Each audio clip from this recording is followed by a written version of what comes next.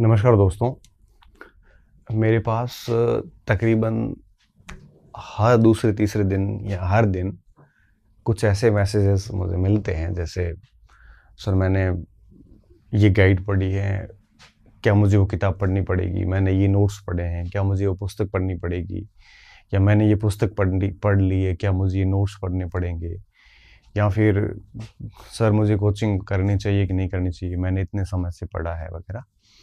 तो ये कई सारे डाउट्स जो है, ये एक भ्रम की स्थिति बच्चों में अक्सर रहती है और ये रहेगी भी। इसमें कोई अभ्यर्थियों की समस्या नहीं है। ये आज की तारीख में बाज़ार के अंदर, मार्केट के अंदर मटेरियल बहुत आ गया है। वो रेफरेंस बुक के रूप में भी हैं, वो गाइड्स के रूप में भी हैं, वो नोट्स के रूप में भी हैं, वो कोचिंग के रूप में भी हैं, और सब अपना बेस्ट एफर्ट्स डालते हैं। अगर हम हमारे उस टाइम की बात करें ना, जब हम 12-13 में, 10 में, 11 में, 2010-11 में पढ़ाई करते थे, तो उस समय इतना भ्रम था नहीं। उसका रीज़न ये था कि लिमिटेड मटेरियल था। कोचिंग का तो कंसेप्ट छोटे शहरों में तो था नहीं, बड़े शहरों में था भी तो इतने रिसोर्सेज नहीं थे, और गाइड भी बहुत कम आती थी। और कोचिंग नोट्स, तो कोचिंग जब कंसेप्ट नहीं था तो नोट्स वगैरह इतना बहुत अधिक था नहीं। जो भी था वो कुछ रेफरेंस बुक्स हम पढ़ लेते थे। तो जैसे जैसे समय आगे बढ़ा, मार्केट के अंदर सामग्री बहुत अधिक आ गई, और सामग्री अधिक आ गई, विकल्प अधिक हो गए, तो निर्णयन की क्षमता प्रभावित होती है। डिसीजन मेकिंग में दिक्कत आने लगती है, और डिसीजन मेकिंग उसे ही कहते हैं जब बहुत सारे विकल्प में से एक बेस्ट विकल्प चुना जाए। अब यहाँ बेस्ट विकल्प हर व्यक्ति के दृष्टिकोण से अलग अलग होता है। मेरे लिए कुछ और बेस्ट विकल्प होगा, क्योंकि बेस्ट विकल्प इस स्थिति में व्यक्तिगत हो जाता है। हर स्टूडेंट का एक अलग बेस्ट हो सकता है। उसे क्या पढ़ना चाहिए वो उसकी डिमांड्स के ऊपर डिपेंड करता है।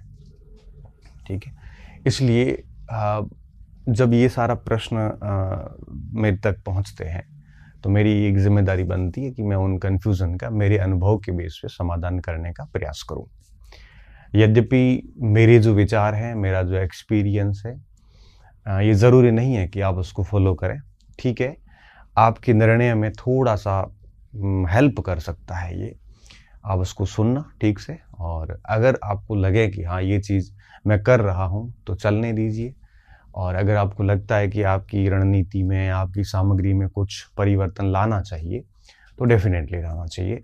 ऐसा मेरा सुझाव है आपको। तो मैं शुरू करूँगा। मैं चारों जो मटेरियल है आज की तारीख में मार्केट में, उस पे बात करूँगा। ठीक है, सबसे पहला जो हमारा मटेरियल रहता है वो रहता है संदर्भ पुस्तकें, जैसे हम रेफरेंस बुक कहते हैं, है ना। संदर्भ पुस्तकें, देखो संदर्भ पुस्तकों की अगर बात करें, इन्हें कई जगह हम ऑथेंटिक बुक भी कहते हैं। ऑथेंटिक बुक तो कुछ शब्द ही गलत है वैसे, क्योंकि न तो यूपीएससी ऑथेंटिक बुक की सूची देती है, न आपके आरपीएससी ऑथेंटिक बुक की सूची देती है। ऑथेंटिक वो है जो वास्तव में है। किसी की किताब के लिखने से ऑथेंटिक नहीं हो जाता क्योंकि मैंने रेफरेंस बुक्स में भी बहुत गलतियां देखी है। उनको भी आप ऑथेंटिक नहीं कह सकते। हर टॉपिक में आपको 2-3 मिस्टेक है वो हरीश चंद्र वर्मा में भी मिल जाएगी, मध्यकालीन भारत में केसी श्रीवास्तव में भी मिल जाएगी, सुमित सरकार में भी मिल जाएगी। हर पुस्तक में छोटी मोटी एरर रहती है, राम लखन शुक्ल में मिल जाएगी। ऑथेंटिक किताब हो नहीं सकती। ऑथेंटिक का मतलब होता है कि सच में क्या हुआ था, सच क्या है वो ऑथेंटिक है, और किताब लिख रहा है वो ऑथेंटिक हो ये ज़रूरी नहीं है। इसलिए ऐसे ऑथेंटिक बुक की बजाय हम उसको संदर्भ पुस्तकें कहते हैं। लोग रेफरेंस के रूप में इसका यूज़ करते हैं, चाहे आरपीएससी हो, चाहे यूपीएससी हो, चाहे कोई भी एजेंसी हो, चाहे हम अध्यापक हो, बच्चे वगैरह, सारे एक रेफरेंस के रूप में जब भी रेफ़र करना होता है किसी को, जब आंसर कुंजी बनानी होती है, जो जनरली हम रेफरेंस बुक का यूज़ करते हैं, ये संदर्भ पुस्तकें रहती है। ये इनमें कोई कमी नहीं होती। अगर मुझे कहें कि सर इसकी कमी क्या हो सकती है, तो इनमें कोई कमी नहीं होती, और इनको पढ़ना मतलब अपने आप में श्रेष्ठ है। इनका कोई विकल्प नहीं मार्केट के अंदर, ये बेस्ट है। ये आपकी थॉट प्रोसेस को बदलते हैं, ये आपका कंसेप्ट क्लियर करते हैं, ये आपको एक नया आयाम देते हैं सोचने का। जिसने रेफरेंस बुक पढ़ी होती है उसके लॉजिक भी अलग होते हैं, उनके सोचने का तरीका अलग होता है, उनकी तर्क शक्ति अलग होती है। वो प्रश्न जब अटेंड करते हैं तो आराम से एलिमिनेट कर सकते हैं, बड़ा ब्रॉड कंसेप्ट रेडी कर लेते हैं वो। तो ये आउटस्टैंडिंग है इनका।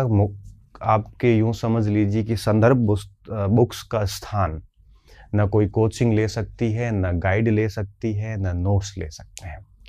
ये अनमैचेबल, अनपैरेलल कह सकते हो आप, अनबीटेबल कह सकते हो, आप इसको अतुलनीय कह सकते हो। इनकी तुलना नहीं की जा सकती। ये अपने आप में आउटस्टैंडिंग है। बाकी सारे स्रोत इन्हीं से बने हुए हैं। अब गाइड लिखती है तो इनको छोटा करके लिखती है, टीचर करता है तो टीचर भी इनको शॉर्ट में ब्रीफ करता है और अपने शब्दों से उसको अभिव्यक्त करता है। ठीक है, नोट्स फिर वही टीचर के होते हैं। तो संदर्भ पुस्तकें जो है वो सबसे ऊपर होती है। लेकिन इनमें समस्या क्या है? इनको चाहिए कम से कम 2-3 साल का समय। अगर आप चाहते हैं कि आप संदर्भ पुस्तकों से पढ़ें तो आपको कम से कम 2-3 साल का टाइम चाहिए। 2-3 साल का समय होगा तभी आप है वो इनको बहुत तरीके से पढ़ सकते हैं। अब परीक्षा 6 महीने बाद और आप अगर रेफरेंस बुक लेके बैठ गए, रेफरेंस बुक का क्या तात्पर्य है? जैसे मैं बताऊं आपको, जैसे हिस्ट्री है, हिस्ट्री में एंशिएंट इंडिया पढ़ रहे हो आप, तो एंशिएंट इंडिया में जैसे केसी श्रीवास्तव है, रोमिला थापर है, आर.एस. शर्मा है ना, जैसे ये उपेंद्र सिंह है, ये रेफरेंस बुक है। जैसे मध्यकाल में आते हैं तो एच.सी. वर्मा वगैरह का नाम है। आजकल सौरभ चौबे को भी रेफरेंस बुक में आप डाल सकते हो। आधुनिक काल में भी आपके राम लखन शुक्ल है, आपके इसके अलावा बी.एल. ग्रोवर की पुस्तक आती हो, चाहे पी.एल. गौतम की पुस्तक आती हो, सब रेफरेंस किताबें कहलाती। भूगोल में जाते हैं तो कार्टो में जे.पी. शर्मा की पुस्तक हो, चाहे सविंदर सिंह की पुस्तक हो, चाहे माजिद हुसैन की पुस्तक हो, इन सब की किताबें रेफरेंस बुक है। इकोनॉमिक में जाते हैं तो कौशिक साहब की किताबें हैं, और ये सारी किताबें आपके डी कैलाश की किताबें हैं, ये रेफरेंस बुक में चली जाती हैं। इस तरह से हर आपके विषय की अपनी अपनी रेफरेंस बुक्स होती है। तो इनको क्या पर्याप्त समय चाहिए, 2-3 साल का समय चाहिए। अगर आपकी परीक्षा जैसे अभी 24 चल रहा है, अगर आपकी परीक्षा 27-28 में है तो आपको ये पढ़नी चाहिए, कोई दिक्कत नहीं है। और फिर क्या दिक्कत, संदर्भ पुस्तकों में एक तो ये समय चाहिए, दूसरी बात क्या, फिर उनको शॉर्ट नोट्स करने पड़ेंगे। क्यों करने पड़ेंगे? क्योंकि अगर आप शॉर्ट नोट्स नहीं करोगे तो दिक्कत ये आएगी कि आप लास्ट में इनका रिवीजन नहीं कर पाओगे, क्योंकि संदर्भ पुस्तकों की संख्या अधिक हो जाती है, फिर उनकी साइज़ भी बड़ी होती है। फिर उनको अगर शॉर्ट नोट्स नहीं बनाए तो फिर क्या होगा कि एग्ज़ाम टाइम में वापस उन संदर्भ पुस्तकों को रिवीजन करना बहुत मुश्किल काम होता है। तो उनके शॉर्ट नोट्स होने चाहिए। शॉर्ट का क्या मतलब होता है, जैसे आपने कोई फैक्ट लिखा तो वो आपके पुराने नॉलेज को कनेक्ट कर ले, और जो 5 लाइन्स थी या 10 लाइन का पैराग्राफ था उसको अगर आपने 2 लाइन में लिखा है तो 2 लाइन पढ़ने के बाद में वो 10 लाइन आपके दिमाग में आए। तो ऐसे शॉर्ट नोट्स होने चाहिए उसके। अगर शॉर्ट नोट्स नहीं बनते हैं तो फिर संदर्भ पुस्तकों का बहुत अधिक महत्व नहीं रह पाता, ये मेरा मानना है। बाकी अगर इन किताबों को पढ़ पढ़ के छोड़ दोगे तो कोई मतलब नहीं है। इन किताबों को आप कम से कम 4-5 बार पढ़ेंगे बढ़िया तरीके से, फिर इनके शॉर्ट में नोट्स बनाएंगे, फिर नोट्स पढ़ेंगे, तब जाके आपको आनंद आएगा। अन्यथा कोई इसका सेंस नहीं है। कुछ विद्वानों को मैंने ऐसे देखा बोलते हुए कि आप संदर्भ पुस्तकें पढ़िए, इनके नोट्स बनाने की ज़रूरत नहीं है। उन लोगों ने खुद ने भी नोट्स बनाए, वो नहीं बता रहे हैं तो पता नहीं क्यों नहीं बता रहे हैं। मैंने तो भाई खूब कॉपियाँ भरी लिख लिख के, मुझे अच्छे से पता है। और आपको भी पता है कि अगर आप शॉर्ट में 2-4 रजिस्टर नहीं तैयार करते हैं, 4-5 रजिस्टर नहीं बनाते हैं, तो आप उसका रिवीजन कैसे करेंगे? ये 2 बातें। तो इनको ये 2 बहुत आवश्यक है। अगर ये नहीं है तो फिर आप नहीं कर पाएंगे। इनकी कमी कहाँ आती संदर्भ पुस्तकों में? कमी ये आती है कि हमारे जैसे पाठ्यक्रम है बहुत सारे, हम पाठ्यक्रम के अंदर कई टॉपिक ऐसे होते हैं जो कई बार रेफरेंस बुक पे नहीं होते। ठीक है, तो कई बार पूर्ण पाठ्यक्रम नहीं मिल पाता इनमें, तो उसमें तो कोई दिक्कत नहीं है। पूर्ण पाठ्यक्रम नहीं मिलता तो कोई दिक्कत नहीं, आप कोई गाइड लेके भी वो जो टॉपिक रहा हुआ उसको आप देख सकते हैं। तो रेफरेंस बुक के लिए आप तभी प्रयास करें जब आपके पास में 2-3 साल का समय हो प्लस। साथ में आप शॉर्ट नोट्स बनाएं उसके, ये ज़रूरी है। और जो टॉपिक आपको नहीं मिलता है तो ऐसे टॉपिक आप किसी गाइड से कर सकते हैं या किसी नोट से कर सकते हैं। तो ये गाइड और नोट्स यहाँ पे एक विकल्प के तौर पे हो सकते हैं जो टॉपिक आपको संदर्भ पुस्तक में नहीं मिलते उनके लिए। वापस कह रहा हूँ, 2-3 साल का समय नहीं है तो संदर्भ पुस्तकें आपको फ़ायदा नहीं दे पाएगी। फिर इनको कम से कम 4-5 बार इसका रिवीजन करना पड़ता है, नहीं तो फिर वापस वही बात है कि बहुत अधिक फ़ायदा नहीं दे सकती। ठीक है, तो संदर्भ पुस्तकों का सहारा लेना चाहिए आपको। और ये कॉलेज टाइम से शुरू करेंगे तो ज़्यादा बेहतर है। कॉलेज टाइम निकल चुका है, बीएड कर रहे हैं, अभी आप इन भर्तियों में पात्र नहीं हैं, आगामी वैकेंसी जो 27 में आने वाली है उनमें अगर पात्र हो रहे हैं तब भी आपको एक एक रेफरेंस बुक पढ़ लेनी चाहिए। कोई दिक्कत वाली बात नहीं है, भले आप कोचिंग करो, भले मत करो, भले गाइड पढ़ रहे हो, लेकिन एक रेफरेंस बुक ज़रूर पढ़नी चाहिए आपको। वो तभी जब आपकी परीक्षा 2-3 साल बाद में हो। ऐसा बिल्कुल नहीं है कि रेफरेंस बुक पढ़ के ही सिलेक्शन होता है। सिलेक्शन रेफरेंस बुक के बिना भी होते हैं। सिलेक्शन गाइड से भी हो जाता है, सिलेक्शन कोचिंग से भी हो जाता है, सिलेक्शन इनको पढ़ने से भी कई बार नहीं होता है। मैं हर बार कहता हूँ कि चयन डिपेंड करता है स्टूडेंट के ऊपर। किसी पुस्तक, गाइड या कोचिंग नोट्स वगैरह से कुछ नहीं होता। डिपेंड करता है कि घोड़ा कैसा है। अगर आप में दम नहीं है ना तो फिर ये पुस्तकें कोई काम की नहीं है, कोई नोट्स काम का नहीं। और अगर एक अभ्यर्थी दमदार है तो नोट से भी सिलेक्शन ले लेता है। तो ऐसा ज़रूरी नहीं है कि इनको पढ़ने से ही होता है। अब अगर मैं बताऊं, मेरे कई साथी पहले उस समय 13-14 में, 15 में, 16 के अंदर, 2016 की मैं बात कर रहा हूँ, अभी तक 22 तक एक एक किताब से नौकरियां लग गए। पहले किरण पढ़ पढ़ के लोग फर्स्ट ग्रेड और प्रोफेसर बन गए थे, फिर आर्य पढ़ के लोग कई फर्स्ट ग्रेड बन गए। एक किताब से भी बन जाते हैं, ऐसा कुछ भी नहीं है कि केवल ये पढ़नी पड़ती। बट फर्क पड़ता है। फर्क कहाँ पड़ता है? केवल आर्य पढ़ी है, उसकी थॉट प्रोसेस, उसकी चिंतन प्रक्रिया, उनके कंसेप्ट से ये संदर्भ पुस्तकों का बच्चा बहुत आगे चला जाता है। सिलेक्शन दोनों को ही हो जाएगा, लेकिन इसका जो अध्ययन किया है वो थोड़ा सा एडवांस रहेगा, ये तय बात है। वो जब बच्चों को पढ़ाएगा ना तब भी उसकी शैली बहुत अलग होगी।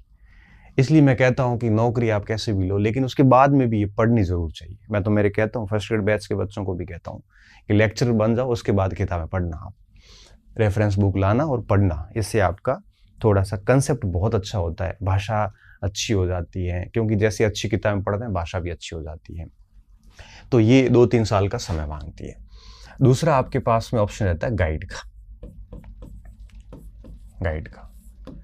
अब गाइड के साथ क्या दिक्कत है? गाइड कौन सी? जैसे आर्य गाइड है, जो आपके किरण आती थी वो गाइड है, पेनोरमा गाइड है। मार्केट के अंदर ये सारी गाइड्स है जो फैक्ट ज़्यादा देती है, कंसेप्ट कम देती है और सारे टॉपिक को कवर करती है, ये गाइड होती है। मैं इसके पक्ष में कभी रहा नहीं, सही बता रहा हूँ।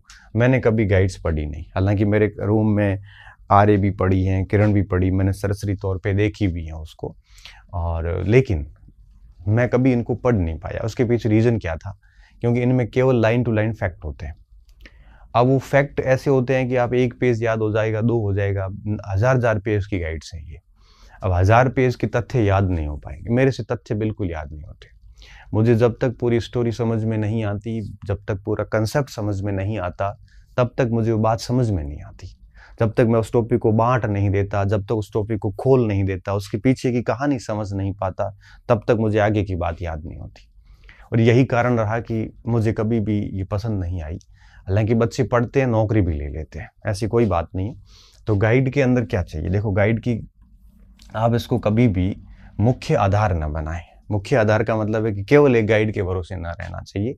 मुझे लगता है कि गाइड आपको कहाँ काम देती है? जब आपके मान लो शॉर्ट नोट्स वगैरह, जो कोई टॉपिक जैसे रह गया है तब गाइड काम की है, तो इसको एक विकल्प के रूप में रखें। इसको एक विकल्प के रूप में रखें कि जब भी कोई टॉपिक नहीं मिलता है तो गाइड से देख लो, या लास्ट में थोड़ा रिवीजन फास्ट करना है तो इसको रख लें, आप रिवीजन के लिए रखें, विकल्प के रूप में रख सकते हैं। लेकिन इसको एक संदर्भ न माने, इसको एक मुख्य आधार न माने। मुख्य आधार गाइड को मान लिया आपने तो दिक्कत क्या होती है? दिक्कत ये होती है कि आपकी विषय के प्रति जो समझ है वो कभी विकसित नहीं हो पाएगी, है ना। मुख्य आधार न माने। बाकी मैं आपको वापस कह रहा हूँ कि सिलेक्शन यह भी करवा देता, सिलेक्शन केवल गाइड भी करवा लेती। सिलेक्शन करवाने के लिए मटेरियल इंपॉर्टेंट नहीं है, सिलेक्शन करवाने के लिए व्यक्ति की क्षमता इंपॉर्टेंट है। अगर आप में दम है तो मैं कह रहा हूँ केवल एक गाइड पढ़ के भी आप फर्स्ट ग्रेड बनते हैं बच्चे, मैंने देखे हैं, लेकिन थोड़ा रिस्क वाला मामला है। अब हिस्ट्री की अगर बात करूं तो आर्य पढ़ के भी बना जा सकता है, लेकिन बात यह है ना कि उस आर्य के अंदर जो 1000 पेज है, लगभग 1000 ही होंगे, उनके इतने सारे फैक्ट आप कैसे याद करोगे? उसको आप 30-40 बार भी पढ़ोगे तब भी शायद वो पूरी याद ना हो। कुछ कर लेते, मेरे से तो नहीं होती कभी भी, तो ये दिक्कत आती है। बाकी गाइड के साथ कोई समस्या नहीं है, गाइड रखनी भी चाहिए, लेकिन गाइड कब यूज़ होनी चाहिए कि जैसे आपने संदर्भ पुस्तक से या आपने बढ़िया अपना सिलेबस तैयार कर लिया है, तो उसके बाद में आपको अगर रिवीजन करना है तो गाइड को मोटे मोटे तौर पे देख लो। गाइड में गलतियों की गुंजाइश भी बहुत होती है, क्योंकि गाइड के लेखक फिर इतना जहाँ से लेते हैं वो सब जगह से वेरीफाई तो करते नहीं है, सीधी सी बात है, इतना टाइम भी नहीं मिलता। रिवीजन कर सकते हो, या फिर कोई टॉपिक आपको संदर्भ पुस्तकों से नहीं मिला है तब आप गाइड को वो टॉपिक वहाँ से देख सकते हो, ठीक है। साथ में आप है वो, ऐसा नहीं हो कि केवल गाइड ही गाइड पढ़े, तो फिर आप गाइड से भी नौकरी ले सकते हैं, परंतु ध्यान ये रखें कि आपकी रटने की क्षमता बहुत अच्छी होनी चाहिए।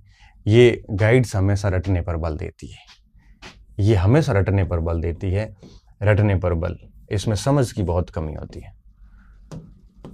एक बात मैं और बताऊं, एक मैं आपको अगर पॉइंट बताऊं, वो ये कि गाइड के अंदर तथ्य अधिक होते हैं संदर्भ पुस्तकों से, लेकिन यहाँ ऐसे तथ्य होते हैं जो बहुत ज़्यादा ज़रूरी तथ्य होते हैं, यहाँ गैर ज़रूरी तथ्य भी साथ में होते हैं। इनके साथ बहुत दिक्कत है, इसमें ऐसे ऐसे तथ्य डाल दिए जाते हैं जिनका परीक्षाओं से या इतिहास की समझ से कोई ज़्यादा मतलब होता नहीं है, तो गैर ज़रूरी तथ्यों के होने से गाइड थोड़ी बोरिंग सी हो जाती है। इसलिए गाइड का मैं समर्थक नहीं रहा हूँ। और ठीक है, अब 6-7 महीने आपके पास टाइम रहा है, परीक्षा में 8 महीने टाइम रहा है, तब आप ये तो पढ़ नहीं सकते, तभी आपके लिए ये ठीक है, फिर और कोई ऑप्शन नहीं रहता। तो एक तो बात होगी गाइड की, इसलिए मेरा आपको सजेशन ये रहता है, अगर आपके पास 2-3 साल का समय है तो ये देखें। अगर आपको लगता है कि मुझे अब 6-7 महीने में काम करना है तो फिर गाइड ही देखें। अगर आपके पास में 6-7 महीने का टाइम है तब आप गाइड को फॉलो करें और गाइड ही पढ़ें। क्यों? क्योंकि इस समय में आप ये तो पढ़ नहीं पाओगे, ये तो तय बात है, ठीक है। ये तभी करें आप आपके पास में विदिन 1 साल का समय हो, तब आप रेफरेंस बुक की बजाय गाइड पे जाएं। क्लियर बात बता रहा हूँ आपको। और गाइड के अंदर क्या परेशानियाँ थी वो भी मैंने बता दिया आपको। बट हाँ, अगर आपके पास में 2-3 साल का समय हो तो आप संदर्भ पुस्तकों की तरफ जाएं। अगर आपके पास में टाइम बहुत कम है, आपने पहले इतनी अधिक तैयारी नहीं करी और अभी आपको 1 साल के भीतर सब कुछ करना है, तब आप गाइड लेके पढ़ लीजिए, और कोई ऑप्शन नहीं, क्योंकि 1 साल के भीतर आप ये करके नोट्स करके एक काम कभी कर नहीं पाएंगे। क्लियर? अब बात आती है तीसरी, फिर लास्ट में मैं आपको बेस्ट विकल्प भी मेरी तरफ से बताऊंगा। तीसरा आता है नोट्स।